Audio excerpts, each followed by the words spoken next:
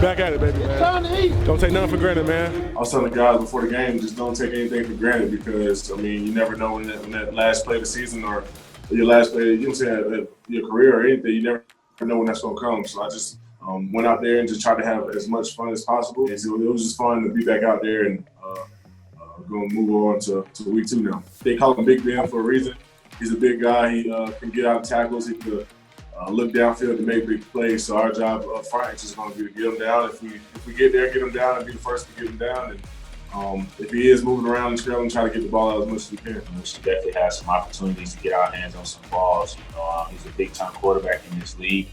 And so for us, it's just all about being in the right place at the right time, executing as a defense, and for us, just going out and straining ourselves to make those extra plays that we need to be successful as a defense. Welcome back to Broncos Weekend. Yeah, Kareem Jackson and Bradley Chubb, two guys who the Broncos are going to count on heavily if they're going to beat Big Ben and the Steelers come Sunday. The man tasked with leading that group on Sunday is, of course, defensive coordinator Ed Donatel, who also happened to be the defensive backs coach back in the day when the Broncos won their first 2 Super Bowls in '97 and '98. And that, of course, included our own Steve Atwater. Ed sat down with the Hall of Famer this week to preview this Sunday's game. So, Ed, first off, congratulations on making it through the first, I'd say, the COVID training camp and the first week and a half of the season. What aspects of coaching were challenging during training camp and really this first week and a half of the season? Yeah, well, it starts with coaching. Coaching's adjusting, and it challenged us in a different way that we'd never been part of. And first of all, all the virtual work we had to do, and we found better ways to teach and collaboration with the staff and so forth. And we got rookies ready. You know, we played 2 rookies in the first game, so we know we can do that in a virtual environment. And we had to, it was a quick study when we hit the grass in a short training camp. And, you know, it's been fun, but we're learning about ourselves, and we're going to be better teachers in the future because of it. Yeah, that's what I was going to say. Like, what were some pleasant surprises that came from having to do things so differently this year? You know, we just had to go back and look at our teaching and be precise and be detailed and you know, and connect with our players before they got here. I feel like I knew them before I actually met them. And but really, the challenges, I'd say, it was just that we had to do it in a compressed period of practice. You know, to put in our defense with some new players. You know, we had some new players coming from different teams. So that's a challenge, but it was the same for everybody. And we got through week 1, now we're going to week 2.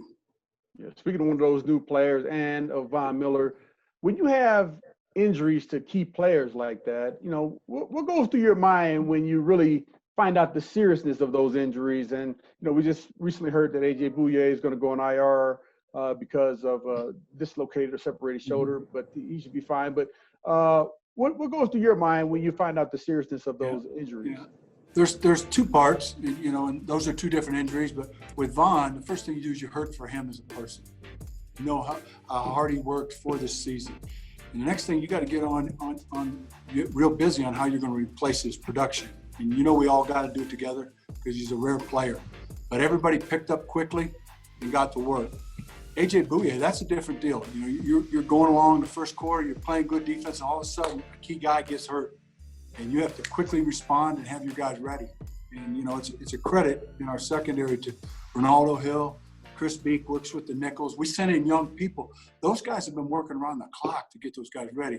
So it's a credit to the coaches, and it's a credit to the spirit of these young players. These young players have a real spirit to listen and learn and grow. Yeah, I would imagine some of those out there in Broncos country would imagine that you would probably tell some of the guys who are still playing, hey, make sure you don't get hurt now. Don't play as hard. Make sure you're being cautious. But can you tell everyone why you do not do that, why everyone still has to go out there and give it their all? Yeah. You know, football can only be played one way, as you know it, and you played it 100% every down of your career. And that's when it's safe, when you're playing hard and fast, and you won't be effective if you're not. So that's just the way it works, and injuries do happen sometimes. We never like it, but we have to quickly adjust. So, Coach Jarrell Casey came over from the Tennessee Titans. I know he was fired up to play against them on Monday night. What has he added to this defense since his arrival? Yeah, well, he's another guy with inside quickness, you know, that can add to the rush. He has experience. He can communicate with other players. and he's a high effort player. You know, from watching the game, it looked like Alexander Johnson and Josie Jewell, look like they work well together. Now, how do you see that connection with those two guys at the inside linebacker position? Yeah, well, the key thing is Josie's been in the program 3 years, and Reggie Herring's doing a great job with those guys. And he stepped in, you know, because Todd had a lot of experience in our defense, but Josie was a quick study, and everything's operating fine. Right, that's good. Yeah, they look good out there. Now, I've heard questions. You talked a little bit about it earlier about the two rookies, Michael Ojemudia and Essang Bassi, having seen playing time so soon. How have those guys earned your confidence to be able to step up and play in a game so early in the season? You really have to demonstrate it. And the first place is you demonstrate it in practice.